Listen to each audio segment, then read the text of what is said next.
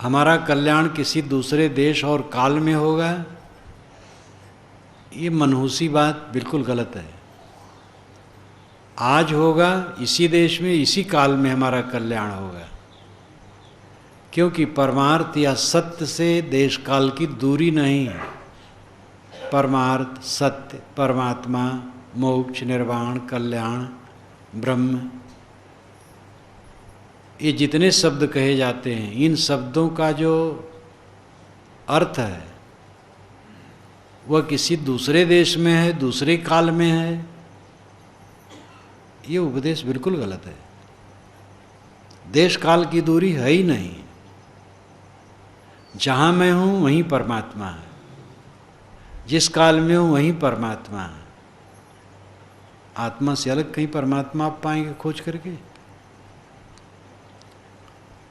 पाना नहीं है, नित्य प्राप्त है। विस्मरण है, स्मरण में आना है, सही दशा में ठहरना है। पाना कुछ नहीं। जो कुछ आज तक पाए हैं उनका विसर्जन करना है। कूड़ा कबाड़ इकट्ठा किए। आदमी बैठे अकेले में तो उसके अंदर में क्या उठता है? काम, क्रोध, द्वेष, ईर्ष्या, अहंकार, चिंता, उद्वेग, यही सब उसके चित्त में उठते रहते हैं। यही तो कमाई है आज तक की, और क्या है? राम रहीम कहते रहो, जीवन बीत जाएगा राम रहीम कहते और शास्त्रों के मंत्रों का पाठ करते। जब तक कोई स्वभाव सुधार पर जोर नहीं डालेगा, ये कूड़ा कचड़ा बाहर निकलेगा नहीं। स्वभाव सुधार पर ध्यान दो। दुनिया रुई को धुनता है, एक एक रेशे अलग कर देता है और सारा कचड़ा झड़ जाता है। एक बार का मुझे अनुभव है, पूर्वाश्रम में था। एक रजाई भराना था, रुई खरीदा और रजाई खोल दोनों लेकर के धुनिया के यहाँ गया।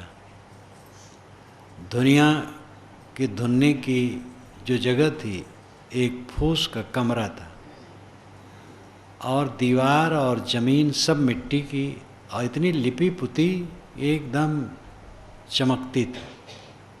उसमें कुछ नहीं था, केवल दुनिया का धन ही टंगी थी। और मैं एक कोने में बैठ गया और धुनने लगा। और जो उसकी निष्ठा, लगन, एक रस, धीरज, हर काम में बहुत धीरज होता है।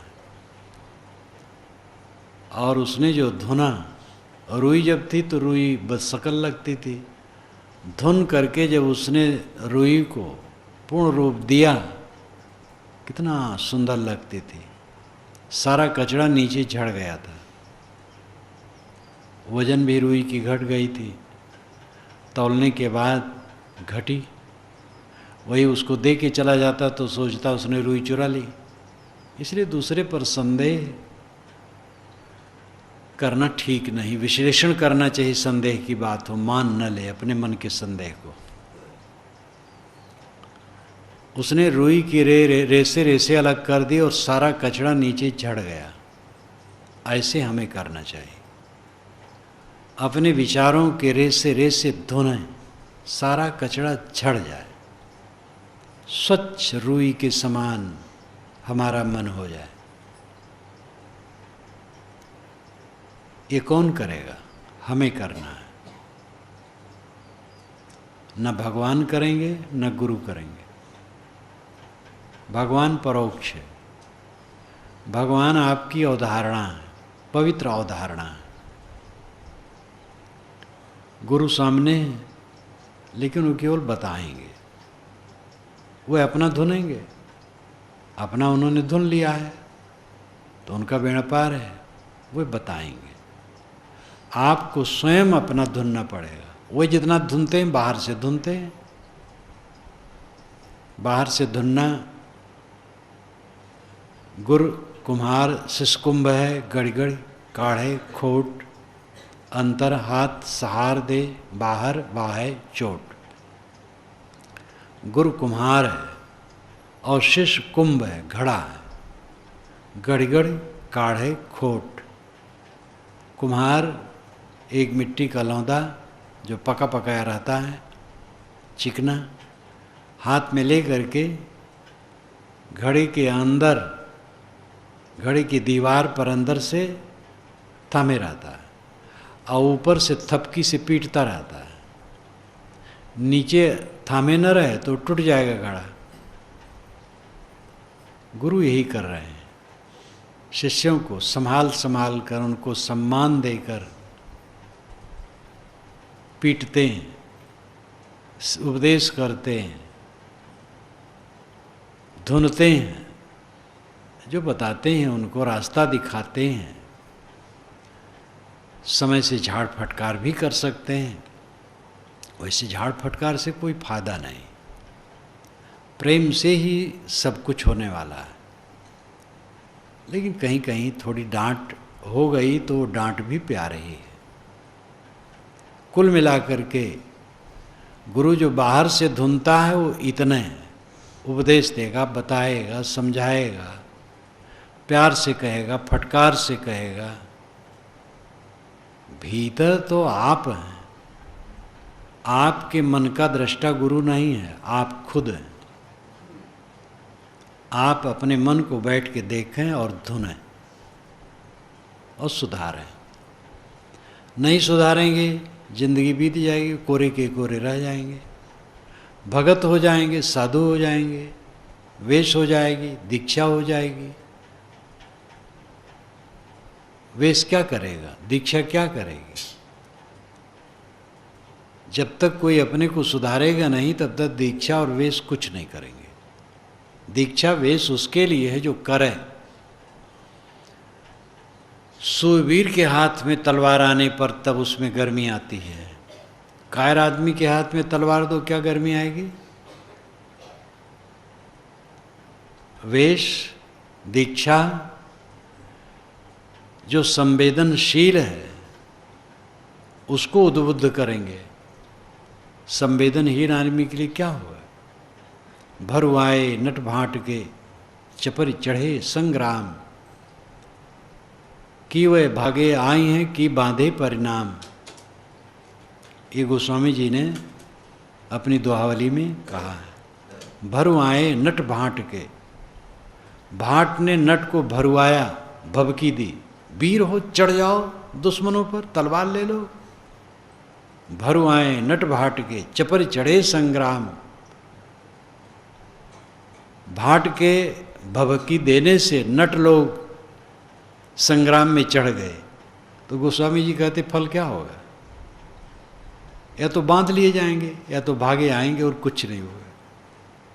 ये नट लोग लड़ पाएंगे? आपस में झगड़ा करने के तो तेज हैं, गाली गुप्ता देने, और मांगेंगे खाएंगे, लड़ाई नहीं कर पाएंगे। भरुआए नट भाट के चपड़ चढ़े संग्राम, कि वह भागे आई हैं कि बांधे परिणाम। कायर कूचर साधु वेश धर लेगा तो क्या करेगा? गंदगी फैलाएगा। नखरा बनाए राम न मिले हैं, संतोष शोधो अपना शरीर, बजर दे के छतिया होना फकीर। वेश में क्या लगता है? कपड़ा बदल लिया, कपड़ा बदलने में क्या होगा? जीवन बदलना है। जीवन बदले उसके लिए कपड़ा भी बदला जाता है। वेश का अपना महत्व है, लेकिन वो करनी ही से। वेश साधुता का लक्षण नहीं है, भक्ति ज्ञान वैराग का लक्षण नहीं है, चिन्ह है।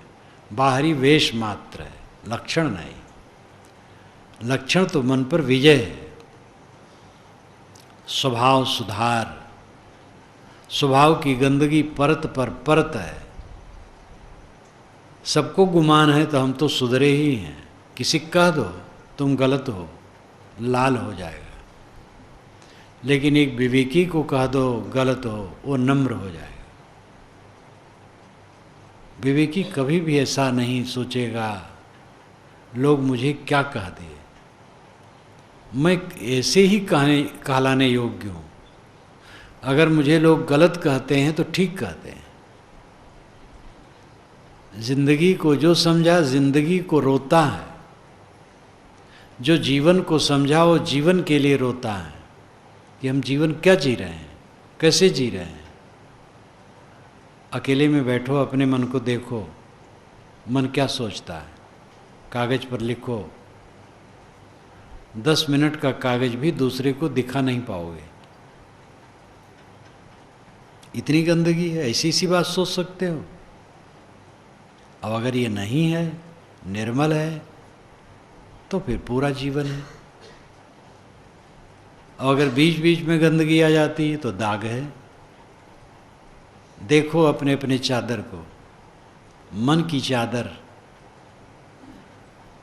ज्ञान हो जाने के बाद स्वभाव सुधारना शेष रहता है, जो वही लंबी यात्रा है, वही परिश्रम की बात है। एक तो ज्ञान ही लोगों को नहीं होता है, क्योंकि अच्छी जगह लोग नहीं पहुंचते हैं। धर्म सभाएं कम होती हैं, ज़्यादातर तो हल्ला गुल्ला, कीर्तन कथा, रासलीला, ये सब होता है। ज्ञान विवेक की बात जहाँ हो ऐसी सभाएं कम होती हैं। ऐसी सभाओं में भी ज़्यादातर तो भक्ति का वर्णन करते करते समय बिता देते हैं। भगवान की महिमा, देवता की महिमा, संत की महिमा। हमारे गुरुजी महाराज बैठे थे सिंहासन पर, गद्दी पर, दुश्मन उनको मारने आए तो गुरुजी के गुरुजी पीछे खड़े दिखाई दिए, जो मर चुके थे। तो दुश्मन भयभीत हो गए कि इनके गुरुजी जो चले गए मर करके, वे खड़े हैं। भयभीत होके भाग गए। बेकार की बात है, जो मर गया वो कैसे आ सकता है। धर्म वाले जितना झूठ बोलते हैं उतना झूठ शायद कोई बोलता हो।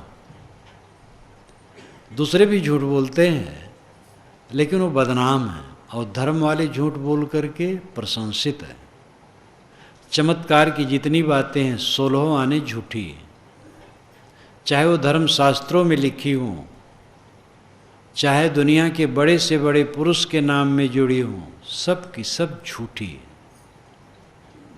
जैसे गुरु महाराज मर जाने के बाद आए, गुरु महाराज कई सौ वर्ष के हैं, सिद्ध योगी आकाश में उड़ते हैं, बिना खाए रहते हैं, सबके मन की बात जान जाते हैं, जो चाहें सो कर सकते हैं, किसी को लड़का बच्चा धन दे सकते हैं, मुकदमे में विजय करा सकते हैं। थोड़ा चावल से भात बनवाए और कई हंडे भात हो गए। हजारों का भोजन बनाना था, लकड़ी थोड़ी सी थी। गुरु महाराज देखे, लकड़ी बढ़ गई। एक आश्रम बनना था, 20 फीट की सहतीर चाहिए थी, लेकिन 19 फीट की थी। गुरु महाराज देखे तो 20 फीट की हो गई। इन जैसी बातें 16 आने झूठी हैं और धर्म में बड़ी मज़े से चलती हैं। और इसमें कोई संप्रदाय बचा है आंशिक रूप में, सारे संप्रदायों की यही लीला है। मूल पुरुषों ने जो एकदम क्रांति की बात कही, जैसे बुद्ध, कबीर, लेकिन बुद्ध और कबीर के मत में पीछे चलने वालों में ऐसे बड़े बड़े दल हैं जो घोर चमत्कार में डूबे हैं। वेद शास्त्रों, उपनिषदों को अपना ग्रंथ मानने वाले घोर चमत्कार में डूबे हैं। उपनिषदों में कहीं चमत्कार नहीं। वैदिक परंपरा का जो ज्ञान का ग्रंथ है वो मुख्य है उपनिषदें। वेदों में कर्मकांड ज़्यादा है। प्राकृतिक शक्तियों का वर्णन बड़ा रोचक है। ज्ञान का जहाँ विषय है हीरे मोती की तरह है, लेकिन उसकी मात्रा कम है। उपनिषदों में अधिक है। ज्ञान का ग्रंथ उपनिषदें हैं वैदिक परंपरा की। लेकिन उपनिषदों में न तो चमत्कार है, न अवतारवाद है, न पैगंबरवाद है, न दैववाद है। आत्मज्ञान, ब्रह्मज्ञान, आत्मशुद्धि, कर्म शुद्धि, एकदम सही बातें हैं। लेकिन उस परंपरा के मानने वालों को देखो कितने डूबे हैं। जब कबीर और बुद्ध जैसे क्रांतिकारी पुरुषों के अनुगामियों में चमत्कार की भरमार है तो और क्या कहा जाए। तो ये लौकिक लाभ के लिए चमत्कारी बातें करते हैं लोग, सब झुठाई। और जहाँ झुठाई आई वहाँ पर सत्य कहाँ रहा, ज्ञान कहाँ रहा, विवेक कहाँ रहा। जो काइयाँ लोग हैं चमत्कार गढ़ते हैं और भोले लोग फंसते हैं। कितने लोग ईमानदार हैं, वे बेईमान नहीं हैं, लेकिन उनके दिमाग में भरा है, धर्म ग्रंथ में लिखा है, तो झूठ कैसे हो गए। मास दिवस का दिवस भमरम न जाने कोई। जब राम का जन्म हुआ तो अयोध्या में जन्मोत्सव चल रहा था, तो सूरज उस जन्मोत्सव को देखने के लिए आकाश में खड़ा हो गया। तो 1 महीना तक खड़ा रहा और ये कोई जान नहीं पाया। इसीलिए वाल्मीकि ने लिखा नहीं, वो भी नहीं जान पाए, किंतु गोस्वामी जी जान गए, जो 16वीं शताब्दी में हुए। मास दिवस का दिवस बा मरम न जाने कोय, रथ समेत रवि था क्यों निशा कवन विधि हो। वेदों में जीवेम सर्दा सतम, पश्येम सर्दा सतम, शृणुयाम सर्दा सतम कहा गया। हम 100 वर्ष जिए, देखें, सुने, सैकड़ों सैकड़ों बार कहा गया 100 वर्ष जीने की बात। लेकिन पीछे वाले कहते हैं हम वेद को मानते हैं और 1000 लाख करोड़ अरब खरब बरस जीने की बात करते हैं। राजा प्रिवर्त 11 अरब वर्ष राज्य करता रहा। ये श्रीमद् भागवत में लिखा है, 11 अरब वर्ष राज्य करता रहा। 2500 वर्ष का इतिहास ठीक से नहीं मिलता। 2500 वर्ष के और बाद पीछे पहले वाला प्राग इतिहास माना जाता, छिपा हुआ इतिहास। और 11 अरब वर्ष एक व्यक्ति राज ही करता रहा। उसके रथ के पहिए जहाँ जहाँ गए समुद्र बन गया। ये जितने समुद्र हैं राजा प्रिव्रत के रथ के पहिए की लीक हैं। इससे अधिक और कुछ कहा जा सकता है। सगर की पत्नी को 60,000 बच्चे एक साथ पैदा हो गए। तो अतिशयोक्तियाँ, चमत्कार, ये सब प्रपंच धर्म में बहुत व्याप्त है। कथा कहानी बड़े बड़े मंचों पर बहुत लंबी चौड़ी बातें होती हैं। भक्ति के नाम पर प्रपंच करते हैं। विवेक ज्ञान की बात बहुत कम है धर्म सभाओं में भी। इसलिए यथार्थ ज्ञान की बात तो सुनने को भी कम मिलता है। सुनने वाले अधिकारी भी कम हैं। जो सुन लिए सुधारने वाले कम हैं। जो सुधारते हैं वे मनवाणी कर्म से तत्पर होकर के पूरा सुधार करने वाले कम हैं। लेकिन उसी कम वालों में हमें अपना नंबर रखना चाहिए। हमारी शुभकामना है कि सब ऐसे हों। हम अपने आप को उसमें रखें, दृढ़ संवेदनशील बने। जीवन की सार्थकता इसी में है। यथार्थ ज्ञान और स्वभाव का सुधार, बस मोक्ष।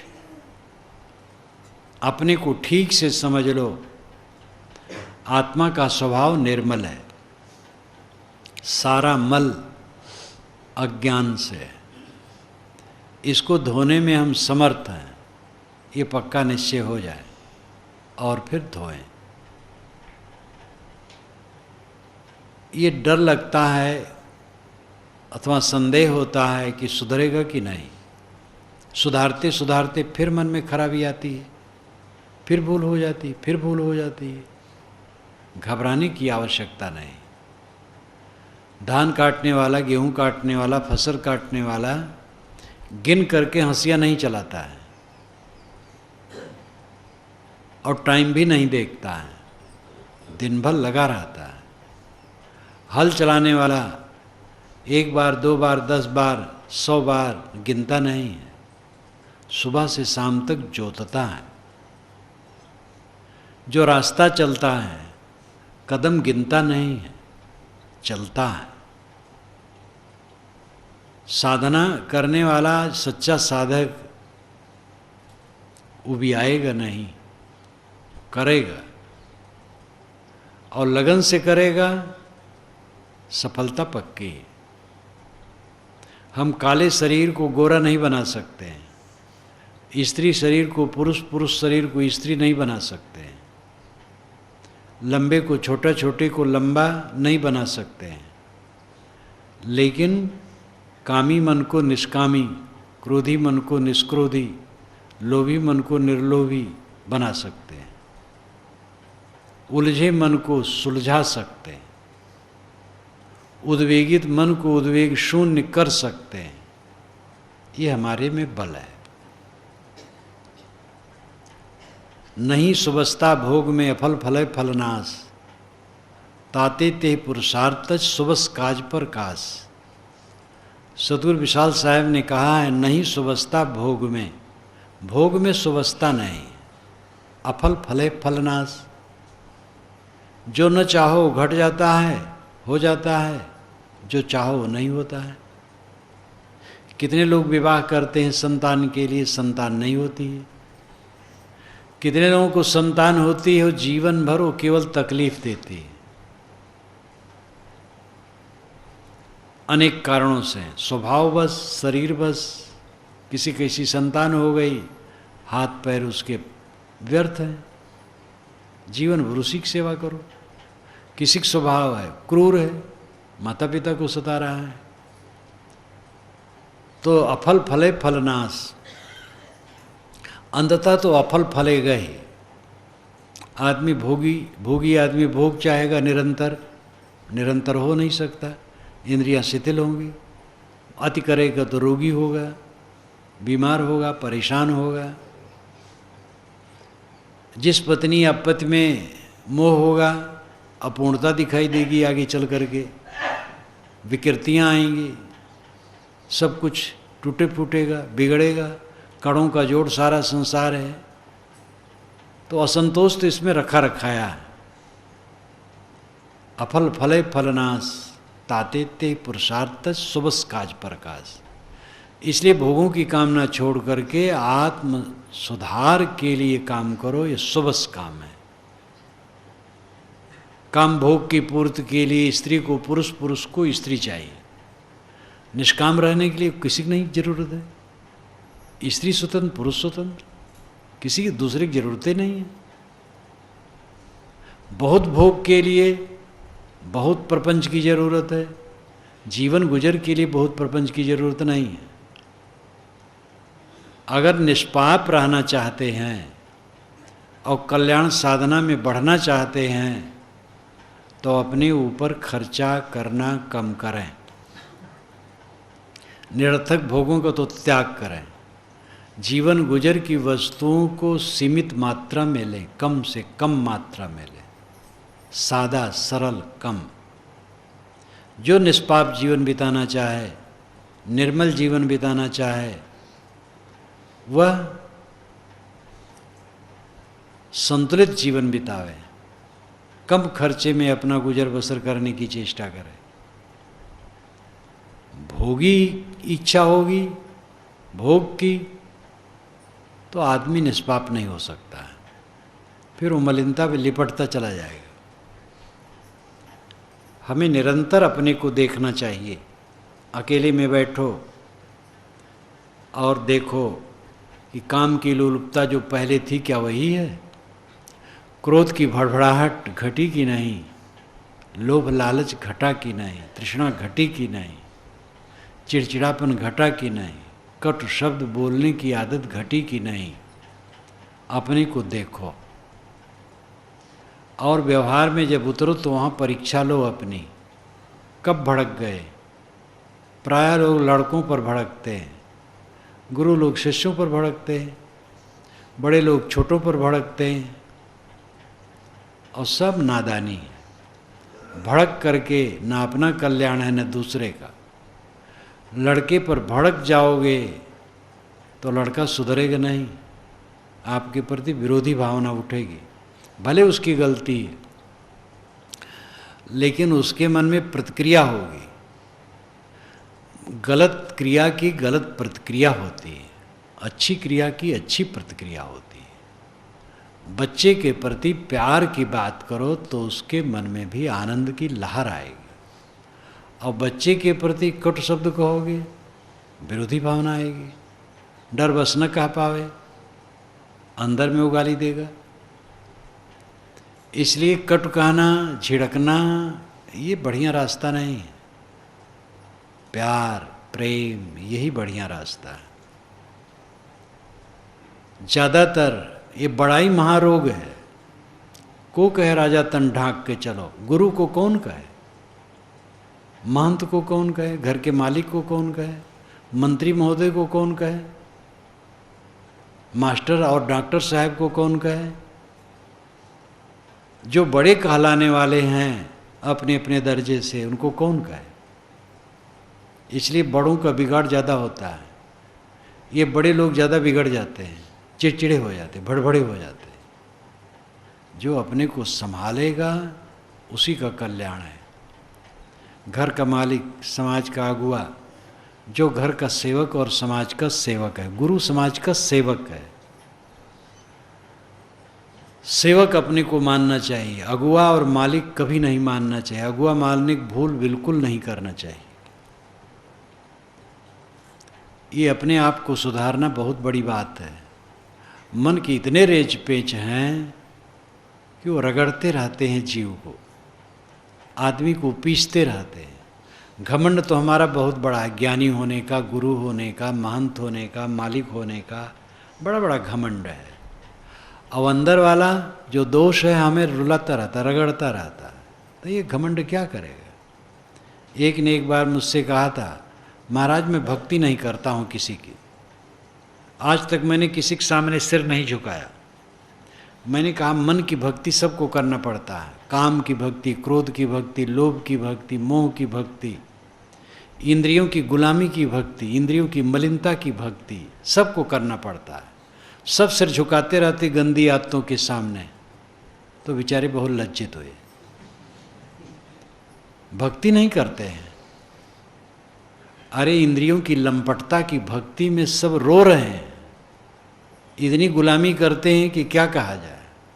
तंबाकू की भक्ति लोग करते हैं, पान की, सुपारी की, शराब की, कबाब की, खपड़ा माटी की खाने की आदत जिनको, उसी की भक्ति करते हैं। इंद्रियों की गुलामी तो सभी करते हैं। जो इंद्रियों की गुलामी छोड़ दे वही धन्य है। तो अहंकारी जीव का तो पतन के सिवा और कुछ नहीं। जो अपना स्वभाव सुधारना चाहे अत्यंत विनम्र बन जाए। बन जाए क्यों, क्या वो जब सुधारेगा तो अपने आप ऑटोमेटिक ही होता है। जो अपने को देखने लगता है नरमाता जाता है, जो अपने को नहीं देखता वो कड़ा होता जाता है, और जितना कड़ा होता है उतना वो कुद्रूप अंदर से हो जाता है। स्वभाव उसका, मन उसका कुरूप हो जाता है, और बाहर से भी उपेक्षित हो जाता है। गुरु भी अगर अहंकारी है, कटुभाषी है, वो भी उपेक्षित हो जाता है। गुरु सबसे बड़ी दर्जा है। गुरु का दर्जा सबसे ऊंचा है। लेकिन अगर गुरु कटुभाषी है, अहंकारी है, तो वो भी उपेक्षित हो जाएगा, तिरस्कृत हो जाएगा। सद्गुण पूज्य। गुरु नाम होने से क्या होगा, साधु नाम होने से क्या होगा। माता पिता ठीक हैं, पूज्य हैं, लेकिन अगर अहंकारी हैं तो बच्चों के नज़रों से उतर जाएंगे। ये बच्चों की दृष्टि में माता पिता क्यों उतर जाते हैं। एक तो बच्चों का उन्माद भी होता है, दूसरा, माता पिता की अपनी त्रुटियां भी होती हैं। अब बच्चे जवान हो गए और माता पिता राग रंग वाले हैं, तो बच्चों को बुरा लगेगा। एक घर में रहते हैं, समझ में सब बात आती है, उनके मन में विद्रोही भावना उत्पन्न होती है, चाहे आगे चल करके वो भी यही करें। इसीलिए ऋषियों ने बताया था कि 50 वर्ष की उम्र हो जाए तो वानप्रस्थी बन जाओ। पति पत्नी दोनों संयम ब्रह्मचर्य से रहें। ऋषियों मुनियों की सब बात खराब नहीं है। आजकल तो फैशन यह है कि ऋषि मुनि और पुराने लोगों को सबको बुरा कहो, तब रैशनल विचार प्रगतिशील। लेकिन हम अपने पूर्वजों की अवहेलना करके कुछ नहीं पाएंगे। पूर्वजों की कृपा है जो हमें कुछ दिखाई दिया है। हाँ, उसमें जो संशोधनी बात है शोध ले। साहब ने तो कहा है साधु ऐसा चाहिए जैसा सूप सुबह है, सार सार को गहरे थोथा दे उड़ाए। साहब ने सूप का उदाहरण दिया, फटक लो भूसी उड़ा दो, चावल रख लो। ऋग्वेद के ऋषि ने चलनी का उदाहरण दिया, सक्त में उतना पुनंतो यत्र धीरा मनसा वाचम कृत अत्रा सखाया सख्यान जानते भद्रशाम लक्ष्मी नेतादिवाज। चलनी से जैसे सत्तू छाना जाता है, ऐसे विवेक द्वारा वाणी को छानो। कहीं कबीर भटकत फिरे पकड़ शब्द की छाए। लोग शब्दों की छाया पकड़ करके भटकते फिरते, लिखा है लिखा है लिखा है। अरे लिखा है, क्या लिखा है, किस ग्रंथ में लिखा है इसकी चिंता मत करो, क्या लिखा है ये सोचो। किसने कहा है मत सोचो क्या कहा है। चाहे जिसने भी कहा हो, 2-2 5 कहा है वो गलत है, और कहीं भी लिखा हो 2-2 5 गलत है। 2-2 4 दीवार पर लिखा है तो वेद शास्त्र गुरबाणी है। यह जब विचार होगा तभी सत्य का मोती मिलेगा। मूल विचार में आकर के मैं विराम दूंगा। स्वभाव सुधार, स्वरूप ज्ञान, आत्मज्ञान अपने आप की पहचान हो जाने के बाद जब ये समझ में आ गया आत्मा स्वभाव से निर्मल है, सारा मल हमने मन इंद्रियों के विकारों से बनाया है, इनको हम त्याग सकते हैं। त्याग करके ही परमानंद परम शांति है। ये सब बातें समझ में आ गई, तब इन्हीं का वक्तव्य देना और सुनना मात्र काम नहीं रहा। वक्तव्य देना सुनना ठीक है, लेकिन जरूरी है सुधार का, सुधार की जरूरत है। सुधारें, निरंतर अपने को देखें। आप स्वयं अपने को नंबर देने वाले हैं, इसमें नंबर देने वाला दूसरा नहीं है। पहले से क्रोध घटाओ, काम घटाओ, लोभ घटाओ, मोह घटाओ, उद्वेग घटाओ, अशांति घटी हो, दुख मानने की प्रवृत्ति घटी हो, जो आप झींकते रहे, तनिक तनिक बात में दुखी होते रहे, घर वालों से लड़ते रहे, साथियों से लड़ते रहे, ये सब घट गया है। लड़ते क्यों हैं? क्योंकि अव्यवस्थित है। जहाँ व्यवस्थित हो जाएंगे लड़ना बंद। विजानन विद्वान भवते नातिवादी। जो यथार्थ ज्ञानी होता वो अतिवादी नहीं होता, बड़बड़ की बात नहीं करता है। हम अपने को सुधारें, सुधारने की चेष्टा होगी, वैसी लगन होगी, वैसा मनन होगा। जितना साधना में आप लगेंगे उतना नरमाते चले जाएंगे। वो स्वाभाविक कारण कार्य व्यवस्था है। जो आत्मदृष्टा हो, अपने दोषों को देख लिया वो धन्य है।